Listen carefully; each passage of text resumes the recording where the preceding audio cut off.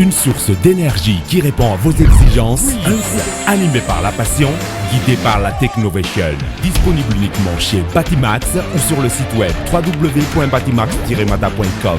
Vous présente Nivavo.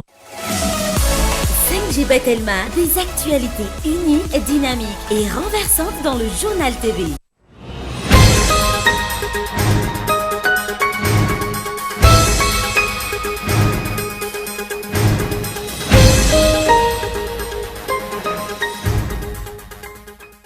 Tsy vomola fantatra mandraky ty androany ity ny fiovana isy eo anivon'ny gouvernement ny tsy fahazotoan'ny olona irotsaka ao anatin'ny gouvernement ny azo ambara ho anton'izany raha ny fanehoan-kevitra ireo mpanao politika.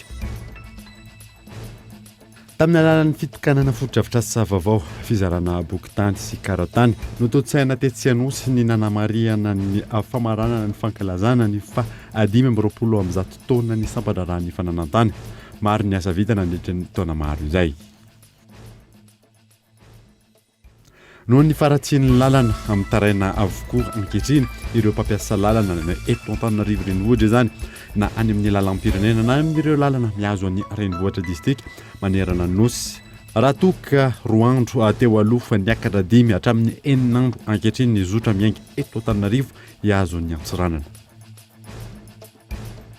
Amin'ny taliana ankehitriny ny fizarana ny vacation ho an'ireo mpikarakara ny laza adina amin'ny fanadinana mpanjakana toy ny BEPC raha nambaran'ny tompony andraikitra. Nanatanteraka fitarainana manoloana ny ministeran'ny fanabeazam-pirenena izy ireo tamin'ny androany ary manome 27 ora ho an'ny ministera tompony andraikitra. Resaka iraisam-pirenena any Frantsa afoana nanomboka androany ny fampiarana ny ankamaroany ireo fepetra nondraisany ny fitondram-panjakana manoloana ny Covid-19.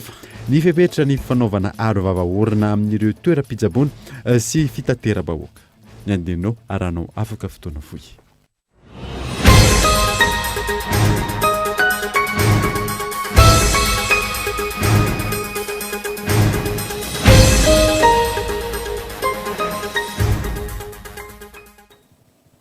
Manatsy ny araba tompoko lasy sy tompoko fotoana vaovao eto amin'ny Kolo TV Manasinoara anaraka izany hatramin'ny farany. Nanamboatsika ny vaovao dia tsy mbola fantatra mandraky ty androany ity ny fiovana isy eo anivon'ny gouvernement. Ny tsy fahazotoan'ny olona irotsaka ao anatin'izay gouvernement izay no azo ambara ho anton'izany raha ny fanaon-kevitra ireo mpanao politika Henri Flore. Hatramin'ity androany ity tsy mbola aresam-baovao ny mahakasika momba izay nataon'ny Prime Ministre lehibe ny gouvernement sy ny filohan'ny Rajoelina ireo ministra mandrafitra ny gouvernement. Raha farany herinandro lasa teo nanombarana izany, tsy mbola hita mandrakandroany ny toyiny. Ny tsy farisian'ny olona hiditra ao anatin'ny gouvernement vaovao io no mampanahirana filoha amin'izao fotoana izao, raha ny fanehoan-kevitra ny solombavam-bahoaka nanaovana fanadihadiana. Efa malaina hiditra ao anatin'ny gouvernement ny olona izay heverina fa manana an'ireo traikefa sy fahaiza-manao tokony hitondra izay hoe fanatsarana amin'ny lafin'ny fampandrosoana ara-ekonomika sy ara-tsosialy eto Madagasikara. Ny anton'izay dia raha malala fa ny mpikambana ao anatin'ny gouvernement teo aloha zany dia fantatsika tsara reny olana samihafa asehoan'ny samy mpikambana ao anatin'ny gouvernement reny. Tsy vitan'ny skandalina ny tsirairay manokana zany fa tonga mihitsy amin'ny fampisehoana mpabe maso ny tsy fakazahoana eo amin'izany samy mpikambana ao anivon'ny gouvernement izany. Ka izay no mahasarotra teraka an'ity gouvernement anankiray ity. Nanamafatrany ity solombavam-bahoaka ity fa tokony anaovana tombana trany amin'ny Prime Ministre mihitsy ny toezava misy ankehitriny. Tsy ahivina fa ny Prime Ministre no sahana vonjo maika ministeran'ny Harena Kibontany sy ny loharan-karena stratégique nanomboka ny volana Aogositra 2024 ka hatramin'izao. Ny tsara homariana mantsy dia tao anatin'ny enim-bolana zay no nitatana ny Prime Ministre Tsay Christian ny toerana ministra mpisolo toerana ny Harena Kibontany. Kanefa tao anatin'izay enim-bolana nitatana ny département izay no nahitana ny fitantanana gaboraraka indrindra. Teto amintsika manoloana an'izany dia ny fivoahana are-pirenena sarobidy ireny toy ny volamena sy ny sisa izay tratra any ampitan-dranomasina. Midika izany fa ao ny tsy fifehezana an'izay andraikitra nomena azy izay. Tsy ny ministra tsotra ihany zany no anaovana tombanezaka na évaluation amin'izao fotoana zao fa na hatramin'ny prime ministre izay mitantana départementa hafa akoatran'ny maha prime ministre azy dia ilaina mametraka an'izay fanontaniana zay hoe mbola ilaina ve ny ipetrahan'ny prime ministre sa tonga amin'ilay fangatahany mety anivon'ny fanoherana amin'ny fitsipaham-pitokisana amin'izao fotoana izao na eo aza izany rehetra izany tokony ijoro ho an'ny tany sy ny firenena ny mpanao politika eto amintsika efa niala alohan'ny lakana melony fotoana izy satria efa hitany fa izay no mampanao politika anazy zay ka hoy zao hoe ny position ny MMM dia manetsiketsika ny ampo sy mahapahatsiahy ny mpanao politika fa mba hijoro rehefa hita fa misy zavatra tsy mety ao anatin'ny fiarahana ny fiarahana ange tsy voatery mandrakizay ao anatina politika miankina amin'ny contexte politika zany zay zavatra zay rehefa hita fa tsy asoan'ny firenena no maha ao anatin'ny gouvernement anao dia aleonao mametra-pialana amin'izay zavatra zay faharoa magnarakaraka an'izay nendrikendriky zay gouvernement zay ho avy eo dia tsy mbola tokony eo tenenako foana amin'ny andrimatofilo sy amin'le zay frongo na hoe namany manodidinazy raha tsy tiany sasany zay fomba fiteny hoe frongo zay miala tsiny miala fondro fa za mahita andraso aloha le dinika nasionaly dia miainga avy ao anatin'le dinika nasionaly ny amoanan'le gouvernementa vaovao iorganize fifidianany andrasany maro araka izany ny fijoron'ny gouvernementa vaovao eo tamin'ny alalan'ny fitokanana fotodrafitrasa vaovao fizarana abokotany sy karatany mitotsaina androany tetsenosy nanamariana ny famaranana ny fankalazana amin'ny 2020 taona ny sampandrarany fananantany maro ny asa vita nandritra izay taona maro izay miantarandriana fanavaozana sy fanatsarana maro no natao teto anivon'ny sampandrarany fananantany sy ny fandrefesatany ampany amin'izany ny fampitomboana ny birao ifoton'ny fananantany komina misa 70 no efa nametrahana azy hatramin'izao taona 2024 izao teo ihany koa ny fampitomboana ny sampandrarany fananantany sy ny fandrefesatany amin'ny faritra maro izay mitotaly 520 ankehitriny 20 ny velaran-tany ankoatra izay no vita titra sy namoahana karatany hatreto dingana lehibe amin'ny fanatsarana sehatra ny fananantany ny fisitrany Madagasikara saritany azo avy amin'ny zanabolana raha toka tsy nisy izany dia tato anatin'ny 17 taona izay ny ampahany voalohany hita amin'izany izay efa nositrana ny volana febroary 2024 teo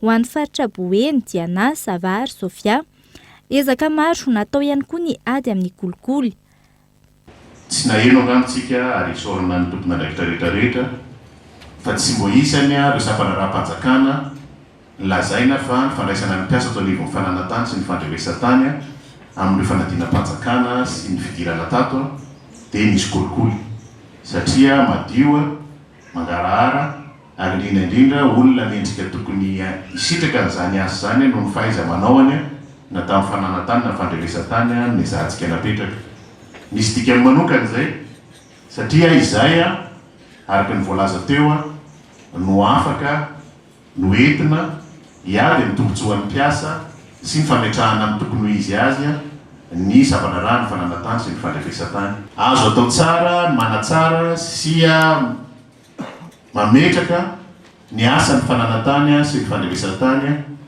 amin'ny toerana maizy azy ary mampandroso azy any tsaratsara kokoa ho vaolana ho an'ny firenena nampiseho fahavononana tamin'izany nareo mpiara-miasa rehetrarehetra tamin'ireny asa maro samihafa natao reny tsy verenako tsony na ny resaka dématérialisation ny resaka image satellitaire ny resaka zavatra maro samihafa fa ilaina ny fahavononana ihany koa eo anivon'ny fanapahan-kevitra mba tena ho any amin'ny tena tombontsoa ary maika sy tsara ary indrindra ho an'ny tombontsoa iombona ny vahoaka ray manontolo maro ihany koa ny dingana efa vita tamin'ny lafiny fanavaozana ny lalàna mbola misy amin'izy ireo no tsy tontosatra amin'ny farany ataky ny lalàna mikasika ny tany voanjo sy ny maro hafa nampirisika ny tompon'andraikitra noho ny asa sy ezaka tsy tontosa ny ministry ny fanajariana tany sy ny fananantany androany zava-dehibe ary tokony atao laharam-pameny ity sehatra ity raha ny fanazavana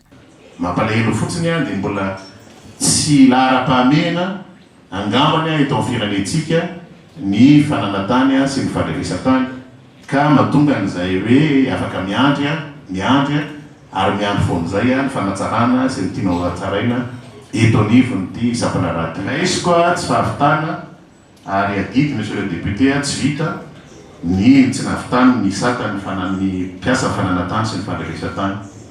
Roa taona tsy vitako na resy lahatra ny gouvernemanta ampiditran'io ho isan'ny lahadinika hodiniana.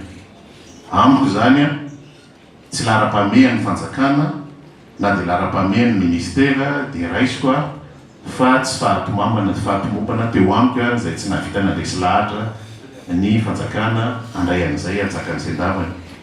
Toy ihany koa ny resaka manahirana antsika matetika ny resaka boky-rovitra. Misaotra anareo ary ampitao amin'ny ramadofoloha sy ny sombavamboaka rehetra ny nandaniana ny lalàna. Vita somatsara, lany lalàna ary efa tokony ho azo ampiarina fa miandry an'ireo didim-panjakana fa ampiarana sistika. Tsy vita izy io ny siovana matetika teo anivon'ny gouvernemanta. Raha ny eto anivo ny fananatany sy ny fandrevesatany efa vita tanteraka ny tolo-kevitra rehetrarehetra fa dia manantena ny namana rehefa misy ministra vaovao ngambo eo anivon'ny fitsarana andray an-tanana an'izany ka nosonia mba ahafahana mitondra an'izy io hodiniana eo anivon'ny gouvernemanta. Tsy fahavitana ihany koa zany satria efa raha tsy diso efa ambolana maromaro izy io nefa vonona fa miambsonia ana tokony andraikitra ny eo amin'ny ministera ny fitsarana ahafahana mitondra azy mba hamana olona ny vahoaka sy ny mpanjifa ny fananatany sy ny fandrefesatany amin'ny ankapobeny. Nofaranana androany ny fankalazana ny 520 taona ny sampandrarany fananatany. Nandritra izany no nisaorany ministra Ajo Andriananarivelo ireo mpiara-miasa rehetra tao anatin'izay 3 taona latsaka ny tantanan'ny ministera izay. Na eo aza ny asa maro mbola tokony ho tanterahana, azo lazaina fa tsara ny vokatra efa azo hatramin'izao. Amin'ny alalan'ny antenera-pirenena ny arabanay solombavam-bahoaka tsy vaky folo rehetra ny 520 taona ny fobe fananatany ary arabanay sy saorany manokana anao dia matoministra na reo mpiara-miasa rehetra fa navita be isika. Tsy nisy nahazo 20 solivay.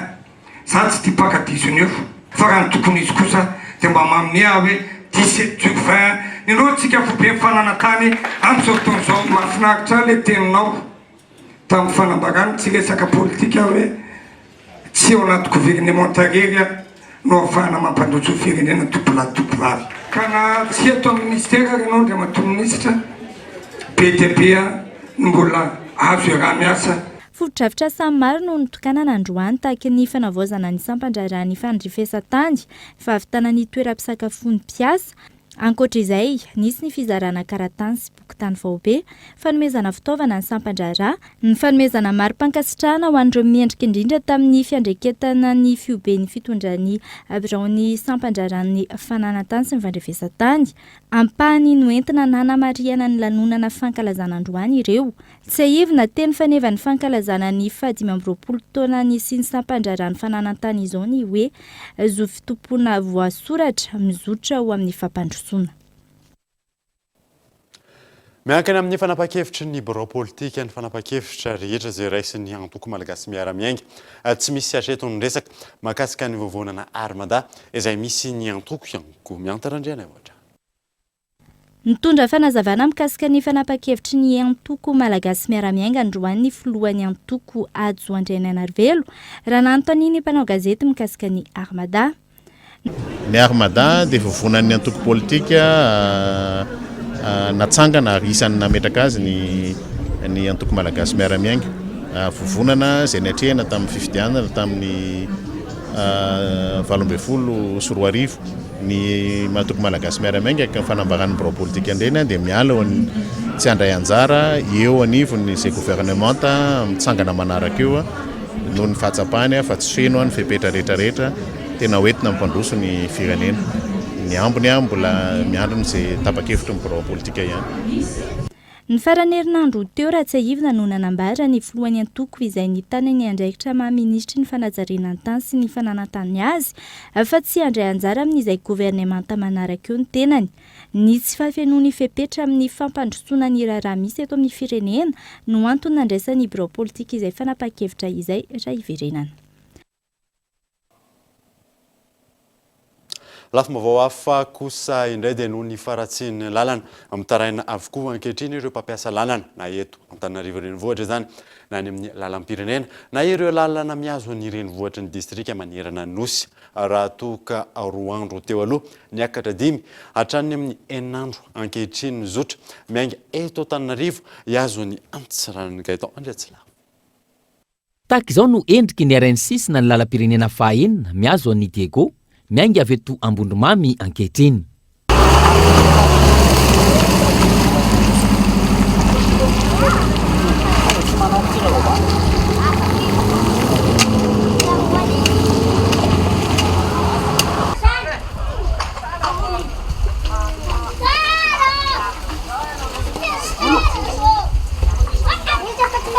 Tena mafy be mitatry mongo avilavitry mijaly zahay magnavotry camion tena rizy zany. Okay. Raha toka 2 andro teo aloha mandany 5 na 9 andro ankehitriny ny zotra miainga eto Antananarivo renivohitra iazo ny antsiranana. Efa ela no nitaraina ireo mpamily sy mpitatitra mampiasa ny lalam-pirenena indrindra ny lalam-pirenena fahaenina. Miaratsy hatrany zany hoe ireo mpamily ary tsy misy valiny hatreto ny fitarainana natao. Ankoatra ny lalam-pirenena fahaenina mampitaraina ny mponina ihany koa ny faratsiany lalana miazo ny Bealanana. Maro amin'ireo fiara vaventy mpanangom-bokatra sy mpamatsy PPN ny Bealanana no miraikitra andalana ka tsy ahafahan'ny taxi brosy na fiara hafa mivezivezy.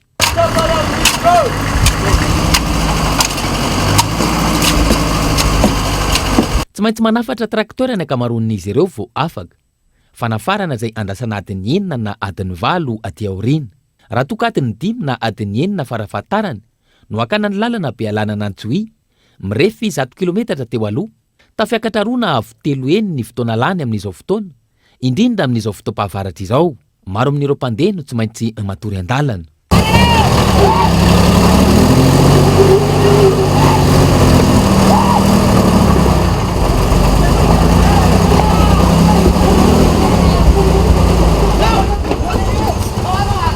Vokatra ny faratsiany lalana, mena ny fiara-miazo ny lalam-pirenena fahaenina tamin'ity taona ity, raha oharina tamin'ny taona nifandimby. Nena ihany koa ny fiara mampitoy an'ny Bealanana sy Antsohi. Tranga izay mampiakatra ny vidim-piainana sy mampitoka-monina ny faritra. Tsy ny lalam-pirenena fahaenina sy ny lalana miazo an'ny Bealanana ihany no ratsy. Faritra maro no ahitana izany. Raha tsy ilaza fa tsy ny lalana miazo an'ny Maintirano, Ikongo, Taolagnaro, ny faritra Tsinanana sy ny maro hafa.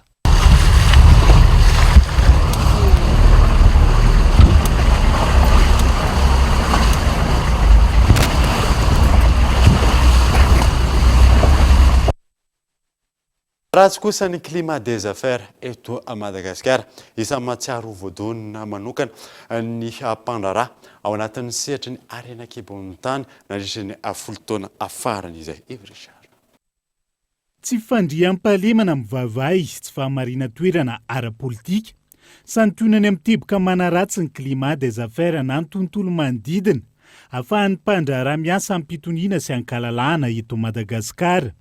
Manampitrotraka ny tsy fahaizan'ny fitondram-panjakana mandray ny fanapahan-kevitra mifandraiky amin'ny olana misy raha ny manodidina ny sehatry ny fitrandrahana Arena Kibonintany ho ny mpisehatra anatin'izay. Ny tena zavatra tena ngezabe zany dia le mesure andraisin'ny fanjakana amin'izao fotoana izao amin'ny resaka ataontsika hoe io zeritreretana ny anova ny code minier io dia zay zavatra izay nefany lasa ohatrany sakana. Tsy amoahana an'le titre minier, tsy amoahana an'le renouvellement, tsy amoahana an'le session dia miemotra daholo zany na le ataontsika hoe partenaire zay tokony hiara-iasa zany na ataontsika hoe anampy amin'ny resaka financement. Manomboka marisarisa amin'ny fampiasam-bola eto Madagasikara araka izany ny mpandraharaha raha ny anatin'ny sehatry ny Arena Kibonintany amin'ny ankapobeny. Mpitrandraka madinika ny vavety hatramin'ny orinasa vahiny, betsaka ny miemotra manoloana ny zava-misy. Teboka mila jerena akaiky isariana ny mpandraharaha ampiasan'ny volany ahazoany malagasy tombony. Marina avy amin'ny fitrandrahana Arena Kibonintany. Ka io zany no tokony hoe jerena akaiky ny ahafahana mba hoe ampirindrana izy io. Fa tsy mieritreritra hoe misy enjeu ngezabe ao anatin'ny sehatry ny Arena Kibonintany dia ohatrany misy manana eritreritra ao ka mba tsy ho diso ny eritreritra te hanao le monopole na te isosote profit ao anatin'le izy dia miteraka an'le blocus raha ny atao tanisa jerena ke 30% voaka malagasy tena mivelona amin'io donc atsika raha mijery olona anankiray manana tanimbary eny ambanivohitra am'izay toerana misy ary ny ekipy mitandreny fa tsy maintsy manao volamena izy mangady volamena izy ao tsy niany amin'ny sehatry ny fitrandrahana rena kibony tany andy misedra olana manodidina ny tsy fahamarina toeran'ny climat des affaires eto Madagasikara ihany koa ny akamarony ny mpandraharaha na izany na tsy izany nahitana fiakarany ny famoronana orinasa raha ny volana febroary 2024 nahazoana taremarika ofisialy avy amin'ny IDBM tafiakatra 470 orinasa njoro ara-panjakana raha toka 330 zany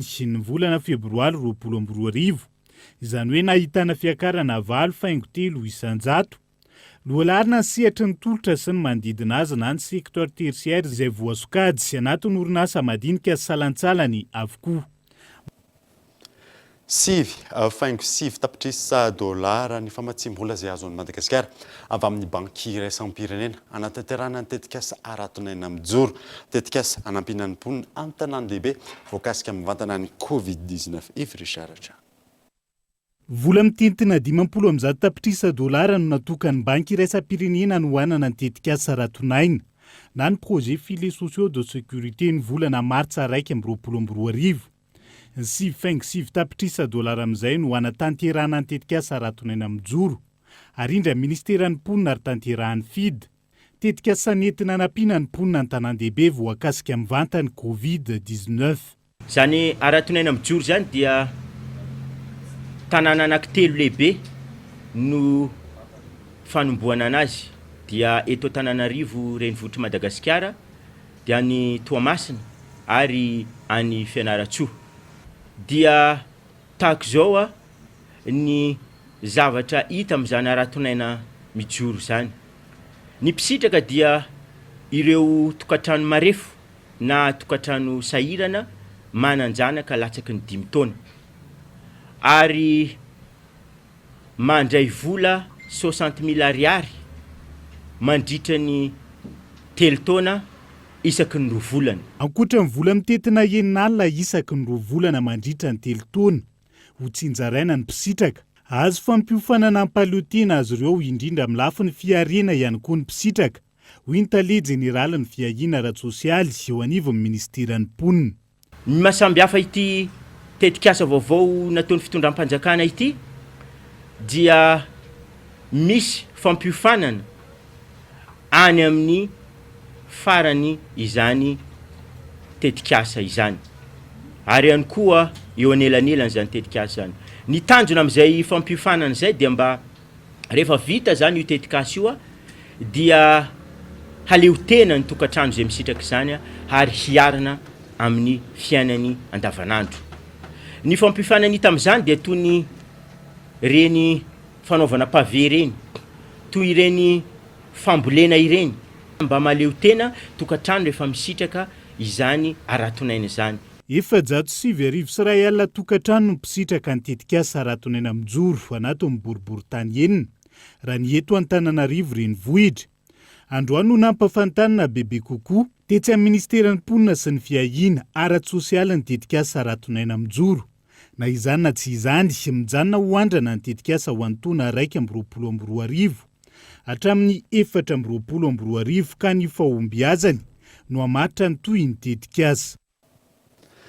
Tsy misy kosa ny politika mazava momba ny fampananan'asany tanora eto amintsika antony mahatonga ireo avaram-pianarana miasa any ivelany any ny fuite de cerveau izay ampitotongana ny Madagasikara raha tsy misy ny fandraisana andraikitra hoy ny Pay de Karena Iona Saina. Manodidina ny 10 metsy isan'ny taona ny tanora navita fianarana sy hiditra eo amin'ny sehatry ny asa eto Madagasikara ary ny ampahany vitsy amin'ireo ihany no mahita asa eo amin'ny sehatry ny ara-dalàna sy manara-drafitra araky ny taremarika navoaka ny Instat. Raha ny antotanisa hatrany tanora no mamaritra ny 700 amin'ireo olona mahery ny 4 tapitrisa tsy anasa eto amintsika. Vokatra io ireo navita fianarana ka mahita lalana any ivelany izy ireo no mampiatra ny fahalalahany tranga izay miteraka fahatiantoka ho an'ny Madagasikara.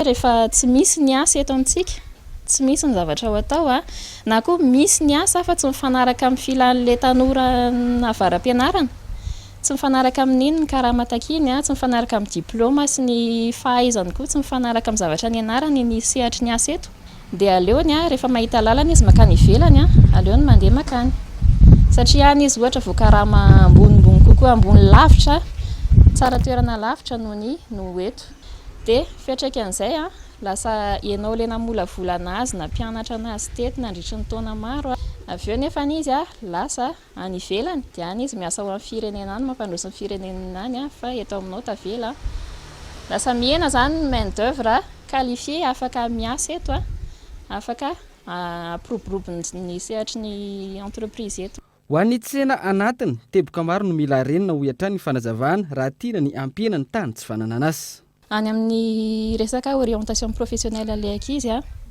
mila jerena akaiky any amin'ny collège na lycée ny ankizy dia efa mila fantatra hoe inona ny zavatra manavanana anazy a inona ny zavatra tiany a inona ny zavatra hainy a dia ho lasa inona izy rehefa ny arina any a anisan'ny azo atao ohatra ny création na banque de développement ataony état création na banque de l'état zany a amin'ny tany amin'ny taux farany ambany izay ahafahan'ny tanora mindram-bola manao crédit a isy investir amin'le resaka le projet any efa hanana fanjakana zany le volonté fa mila mbola poussena kokoa jerena akaiky kokoa jerena koa hoe manahoana ny taux an'le crédit mahasahana ny akamaroan'ny tanora ve le izy manahoana koa ny procédure fangalana crédit amin'ireny fiariny ireny dia mangarahara koa ve le izy lasa ny sehatry ny asa no mamaritra ny safidin'ny mpianatra aorian'ny fahazahoana ny diplôma baccalauréat amin'izao fotoana izao fa tsy izay nirina hatrizay vokatra io tsy fisian'ny asa io ho ny fanazavany tompona andraikitra eny anivony sekoly ambaratonga ambony ny fifidianan'ny mpianatra sy ny ray aman-dren'ny mpianatra ny lalam-piofanana arahana aloha zany a dia mazava loatra tsy maintsy efa manaraka ny tendance amin'izao fotoana zany hoe manaraka an'izay rivotry ny tsenan'ny asa amin'izao fotoana raha taloha zao tamin'ny fotoana izay nisokafanay tany amin'ny 10 taona lasa tany a mbola tsy tena nalaza ny terre izay iainantsika tokony atao laharam-pamena ny fampananana asa eto amintsika raha tiana ny ady amin'ny tsy fandriam-pahalemana ho hiatrany ny faneho-kevitry ny pahy toekarena mitanila kosa ankehitriny ny fizarana ny vacation ho an'ireo mpikarakara ny laza adina ho an'ny fanadinam-panjakana toy ny BEPC raha nambaran'ireo tompona andraikitra nanatanteraka fitakina nanoloana ny ministera ny fanabeazam-pirenena izy ireo tamin'ity androany ity ary manome 740 ora ny ministera Abraham Randriamanana Karakara laza adina ho an'ny fanadinam-panjakana BEPC miisa 300 ankehitriny no tsy mbola nahazo ny vacation taona 2024 raha nambaran'izy ireo. Androany, niroso tamin'ny fitakiana teo anivon'ny ministera ny fanabeazam-pirenena ireto mpikarakara laza adina ireto. Na efa nisy aza ny fangatana fiaonana nataon'ireo vacataire non fonctionnaire ireto tamin'ny tompona andraikitra. Tsy nisy valiny izany hatreto raha ny fanazavana. Manao antsoavo ary manome 740 ora ny tompona andraikitra avy eo anivon'ny ministera ny fanabeazam-pirenena araka izany izy ireo hijery vahaolana manoloana izany. Ny vacation dia mitentina anoany amina miliara anoany. Ny anay izay mbola tsy voaefa. Ny namanay efa nisy nahazo na dia non fonctionnaire ara ny groupe feuille. Dia izay no mankarary anay fa maninona izahay vacataire non fonctionnaire sasany no atao ankilabao tsy ao anatin'le budget mihitsy ve fa maninona miandry grefona vao mivoaka le izy. Tsy sitraponay izao fa noho ny zava-misy dia mba mitaky izay ary izao mifantatra efa mety. Menasy mandeha, famononafo koa mandeha fa izay tsy hemitra. Raha tsy mahazo an'izay vola izay zay dia mbola mitohy ary mafimafy kokoa ny fitakinay. Mitomany izahay eto, mitaky an'io valikasarana io izay ny asanay tena miantoka ny fampandehanana ny fanadinana io satria saripady ary sarobidy. Hatramin'izay 3 volana ao aorianan'ny fanaovana sopli ilay midy anampinampimady dia mivoaka ny vola. Ankehitriny nefa nanomboka tamin'ny herintaona takiana ohatr'izao foana vao mivoaka ilay vola. Itsankilany, raha ny fanambarana nivoaka teo amin'ny pejy Facebook ny ministera ny fanabeazam-pirenena omaly. Ho tanteraina amin'ity taon'ity avokoa ny fandoavana ireo vacation an'ireo fari-piadidia mpampianarana miisa 440 amin'izao eto Madagasikara nanomboka ny taona 2024. Isitraka izany avokoa na ireo personnel permanent na ireo personnel non permanent. Mahatratra 20 miliara ariary ny vacation nanomboka ny taona 2024, 2024 ary 2024. Mitetina 15 miliara kosa izany ho an'ny taona 2024 sy ity taona 2024 ity, izay tafiditra anatin'ny teti-bolam-panjakana 2024. Andrasana araka izany ny fizaran'izany ho an'ireo mpisehatra amin'ny fampianarana samihafa. Tahaka mazatra anaraka doka vatro isika mialoha ny terantsika ny tapany faharoa amin'ny vaovao rehefa vary.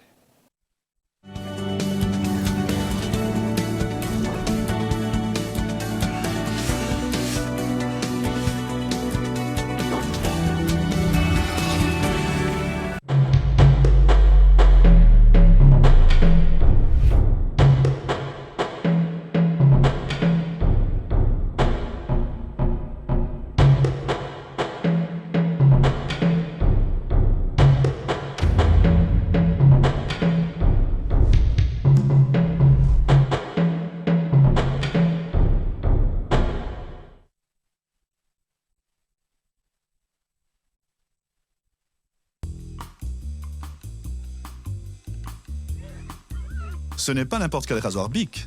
C'est un Flex 5, doté de 5 lames. Enfin, plutôt 6. Chaque lame s'adapte au contour de votre peau, tout en douceur. Même sous le nez, en toute facilité. Sa sphère métallique améliore l'équilibre pour un rasage parfaitement contrôlé. Je garde toujours le contrôle. Bientôt. Big Flex 5. Révélez le barbier en vous.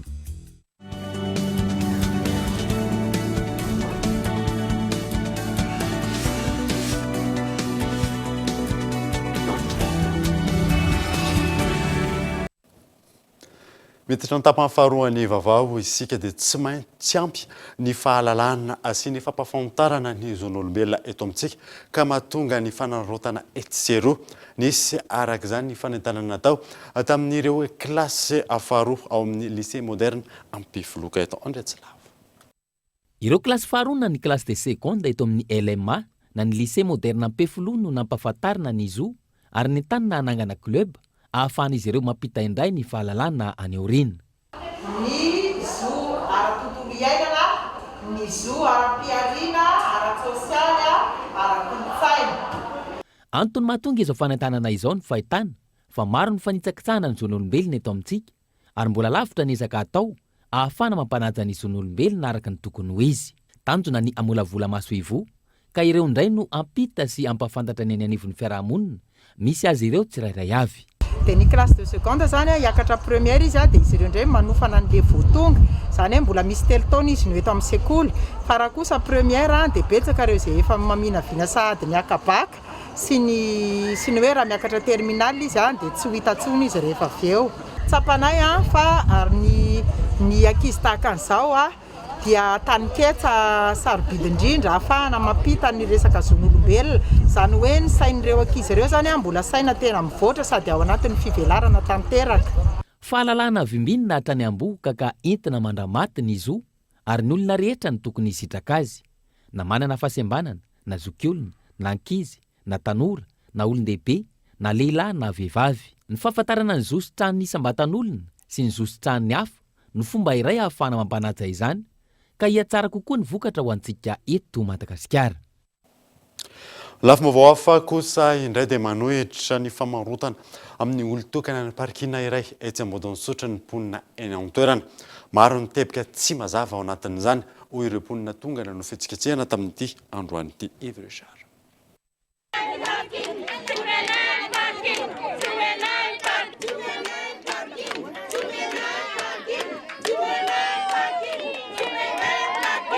Arak'izay tsy manaiky ny namarotana amin'ny olon-tokana ny toeram-piantsonany iray eny Ambodonsotra ny mponina eny an-toerana.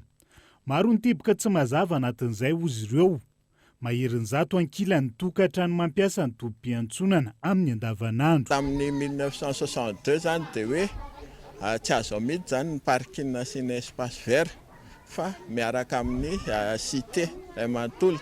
Dia tamin'ny taona roa arivo namidin'ny semady zany ny tany ho an'ny eo amin'ny cité zany dia tsy navahany hoe tsy izy ny parkina fa tonga dia hoe miaraka daholo zany ohatrany hoe tanàna ensemble cité le izy.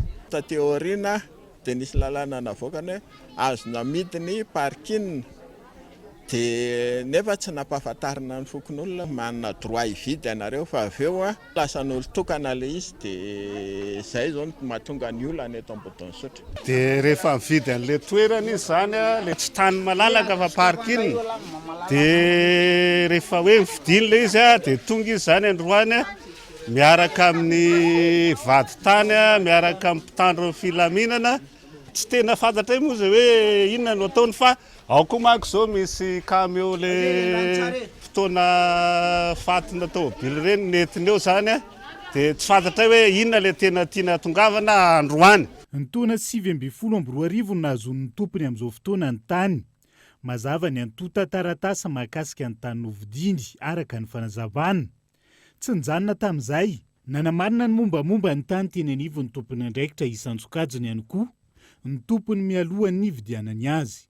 Tsy avy etrany izay dia ny olona hoe tonga dia nandeha tamin'ny zavatra iny fa mbola ny tenanay mihitsy nakany amin'ny atao hoe tompona andraikitra ny fananantany naka ny atao hoe taratasy mahakasika ny momomantany dia nijery hoe ananty olona tonga eto marina ve ny tany zay amidina aminay dia efa naka moa zay dia tena misoratra ao anatiny taratasy mahatompony mihitsy izy nentiny taratasy atao hoe fananantany dia lasa zahay ny tenako mihitsy no naka nanadiady tao amin'ny topografia amin'ny hoe anana ny plan zany ny plan le izy rehefa nandeha naka ny plan ny tenako ny naka zany dia hita tao anatin'le izy fa toerana azo andre naturel aty no soratra tao anatin'le efa niakatry ny telo teny anivo ny fitsarana ny raharaha ka resy hatrany ny mponina manao ny fihetsiketsehana nodidiny ny fitsarana tamin'izay ny mponina tsy hampiasa ny toerana ho fiantsonana fiarakodia intsony ny tompony tany izay laza ny roso amin'ny famefinan-toerana amin'izao fotoana izao. Iverenantsika mahakasika ny lalana dia tokony atao laharam-pahamena ny fanamboarana ireo lalam-pirenena hoy ny fikambanan'ny fiara vaventy ao anivon'ny ATC. Tsy maintsy hisy fiantraikany amin'ny avidiny ireo entana ilaina amin'ny fiainana andavanandro ny faratsiana izay lalana izay raha tsy misy ny fandraisana andraikitra io na saina. Mikaiky ireo mpitatitra vaventy eo anivon'ny ATC na ny Association des transporteurs camionneurs manoloana ny faratsiany lalana amin'izao fotoana izao. Misy ny fanamboarana saingy tsy mateza izany raha ny fanazavana. Eo ihany koa ny olana momba ireo pont bascule tsy voava hatramin'izao. Priorité aminay aloha dia foanana le bascule eo Ambatolampy izay manimba amin'ny matériel-anay ary be da be ny accident eo amin'ilay izy. Zay zany zao ny tena voalohany. Le foanana tsy hoe tsy lanjaina indray le camion fa afindrao le izy fa manimba zavatra. Dia manarak'izay ny route nationale tompoko dia priorité des priorités koa zany tena hoe foezaka mila atao haingana dia ny RN deo satria efa miteny foana hoe ao 80% ao zany centrale économique ny entana rehetrarehetra miparitaka eto Madagasikara dia ao daholo ny fitopolo isan-jatony dia tokony ho amboarina zany io lalana io aloha mandrapatonga an'le autoroute efa niresahan'ny président. Efa nisy ny feona tamin'ny ministera tompona andraikitra saingy tsy misy fanatanterahana ny tapaka nandritra izany hoy ny fanazavana. Mitombo ny fandaniana amin'ireo fiara vaventy vokatry ny faratsiany lalana ka tsy maintsy afara amin'ny fanondrotana ny saram-pitateran'ireo entana ilaina amin'ny fiainana andavanandro izany raha tsy misy ny fandraisana andraikitra. Ankoatra izay nanatanteraka fambolekazo teny Anjepikarion ireo fikambanan'ny fiara vaventy mpitatitra entana ka azo maherin'ny 2 arivo no voavoly tamin'izany. Nanamafy ny fiara-miasa misy eo amin'ny tafika malagasy sy ny tafika frantsay no nitsidiana izay nataony talen'ny fiara-miasa amin'ny fiarovana sy fandriam-pahalemana avy amin'ny ministeran'ny raharaham-bahiny frantsay ny ministry ny fiarovam-pirenena ny maraina teo lafiny zavatra maro nondiniana tamin'ny izany alarana efso. Ny opana tamin'ny fanamafisana ny fiara-miasa eo amin'ny tafika malagasy sy ny tafika frantsay ny fitsidiana nataony ny fiara-miasa sy ny fiarovana sy fandriam-pahalemana avy amin'ny ministeran'ny raharaham-bahiny frantsay ny ministry ny fiarovam-pirenena ny maraina teo. Manana fandraisana manokana aratafika amin'ny firenena frantsay ny firenena malagasy izay samy mpikambana feno ao anatin'ny komisiony ranomasimbe indiana raha ny fanazavana. Milaza fa tsara dia tsara ny fiara-miasa eo amin'ny lafin'ny fiarovana sy filaminana eo amin'ny Repoblika Frantsay sy ny Repoblika Malagasy. Noho izany indrindra dia tonga eto izy manao fitsidiana ara-pomba ofisialy jery tombana ny asa vita hatramin'izay ary jerena ihany koa no hoavy satria misy hoavy ny Repoblika Frantsay sy ny Repoblika Madagasikara, misy hoavy ny fiara-miasa eo amin'ny tafika rotota ary izany rehetrarehetra izany dia jerena anatin'ny fivoriana izay raisana fa tsika mitotika amin'ny hoavy amin'ny fanatsarana ny fomba fiasantsika rehetra. Fantatrareo tsara fa be dia be zavatra miseho izao tontolo izao ankehitriny misy ny ady fanandratany firenena nakroa izay mampalahelo tokoa satria be dia be ny olona very ny ainy amin'izany ady izany dia izany rehetrarehetra izany no arahana mandinika ihany koa ny hoavy ny fiara-miasa eo amin'ny tany rotota. Manandanja ny fitsidiana toy izao mba hanamafisana ny fiara-miasa amin'ny hoavy hoy ny Masovo frantsay. Maro ny sehatra mila amafisana ny fiara-miasa ka manana toerana manokana amin'izany ny fiara-miasa amin'ny filaminana sy fiarovana an-dranomasina antony isan'ny loharanokarena ho an'ny Madagasikara ny ranomasina. Eo ihany koa ny fanamafisana ny afanitsin-drafitra izay atao eo anivon'ny tafika malagasy amin'izao. Se Madagasikara dia fantatra reo fa manana anjara toerana ngeza be mihitsy ny ranomasina ankehitriny ary ny ranomasina dia fantatra reo fa loran'ny-karena ho antsika malagasy ary tsy maintsy arovantsika ihany koa ary ny fiarovana an'izany dia mety ahafahantsika miara-miasa ihany koa amin'ireo tany manodidina antsika azadiny fa itsika dia anatin'ny commission de l'océan Indien ary anatin'izany commission de l'océan Indien zany dia misy firenena maromaro kambanao izay mangetaheta tokoa fiara-miasa antsika amin'izany lafy ny ranomasina izany toy ny économie bleue ohatra toy ny fikarohana ohatra ihany koa eny amin'ny mikasika ny tontolon'ny ranomasina ary indrindrandrindra ahafahantsika manana ranomasina misokatra ho an'ny rehetrarehetra ary ranomasina izay manatiny filaminana. Androany ny azo avy hatrany ny faritra Diego ny Italia ny fiarah-miasa sy ny fiarovana sy ny fandriampahalemana avy amin'ny ministera ny raharaham-bahiny frantsay niaraka tamin'ny ministry ny fiarovam-pirenena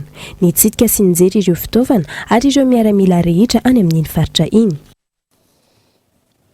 Hita taratra kosa ankehitriny ny fahatongava-saina ny ireo mpiantsehatra andray anjara ny vondron'olona rehetra indrindra ireo olona manana fahasembanana amin'ny asa fampandrosoana. Isan'ny mandray anjara ireo manana fahasembanana any commune Talatamaty sy ny commune Ambavady tokana Gaëtan Andriatsilava.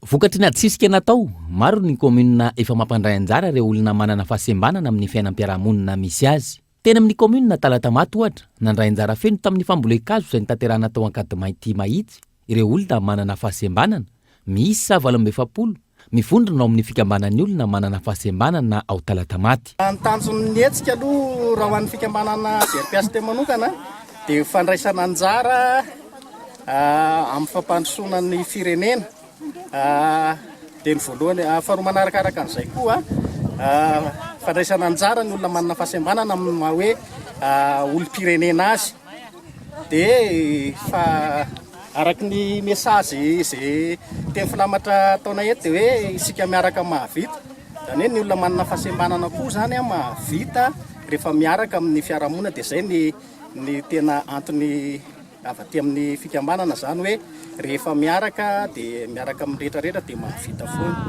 dia anisan'izany fambolem-kazo. Nisy ny fandraisana anjara ny commune tamin'ny sarandalana izy ireo ary nisy ihany koa ny tantsoroka tamin'ny alalan'ny tetikasa voizo Analamanga. Commune Talatamaty moa dia tsy manavaka ary miezaka hatrany mijery ireo sarangan'olona rehetrarehetra afaka mandray anjara amin'ny ataoko hoe fampandrosoana eto ny commune satria na ao ary misy fahasembanana olombelona izy ireo manana zo afaka manao mandray ny andraikiny amin'ny fampandrosoana indrindra ety anivon'ny commune moa zany. Isan'ny commune nahitana taratra ny fampandraisana anjara ireo manana fahasembanana ihany koa ny eny Ambavady tokana Itosy. Nandray anjara tamin'ny Diabe manodidina ny tanàna ireo manana fahasembanana nandritra ny fankalazana ny Valomarta. Nandray anjara ihany koa tamin'ny fanentanana ny vehivavy sy ireo fety amandanonana isan-karazany.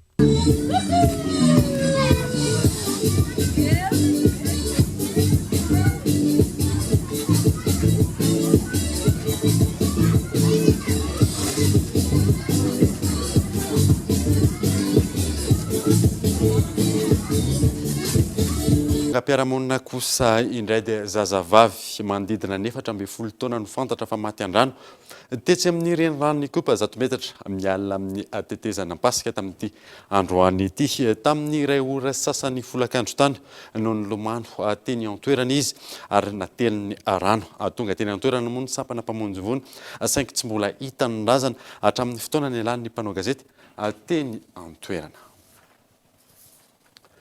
Maresaka iraisam-pirenena kosa indray dia any Frantsa foana nanomboka androany ny fampiarana ny ankamaroany ireo fepetra raisin'ny fitondram-panjakana manoloana ny Covid-19 ny fepetra amin'ny fanaovana arovava orina amin'ireo toerana fitsaboana sy ireo toerana fitateram-bahoaka.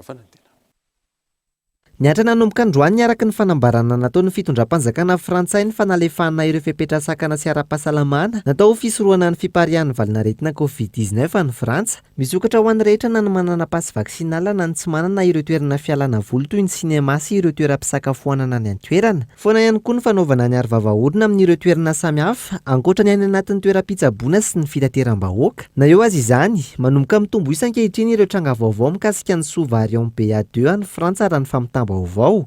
Ankoatr'izay, any Chine miverina mianaka ankehitriny ny valinaretina Covid-19 toy ny ao amin'ny tanàna ny Shenzhen. Niarady lasa teo maherin'ny 703 ireo tranga vaovao marina tao anatin'ny 420 ora tany an-toerana.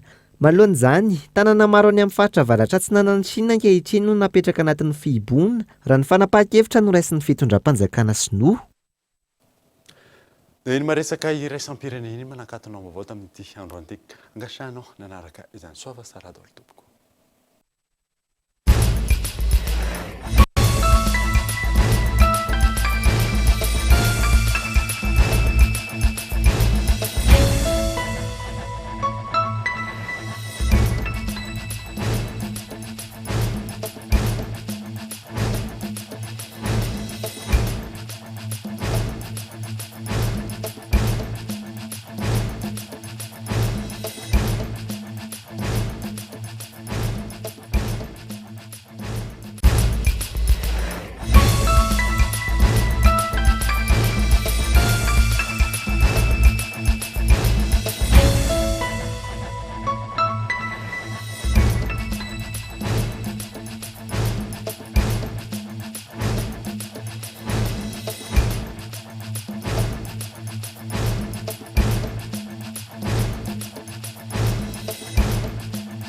Une source d'énergie qui répond à vos exigences, un groupe animé par la passion, guidé par la technovation. Disponible uniquement chez Batimax ou sur le site web www.batimax-mada.com.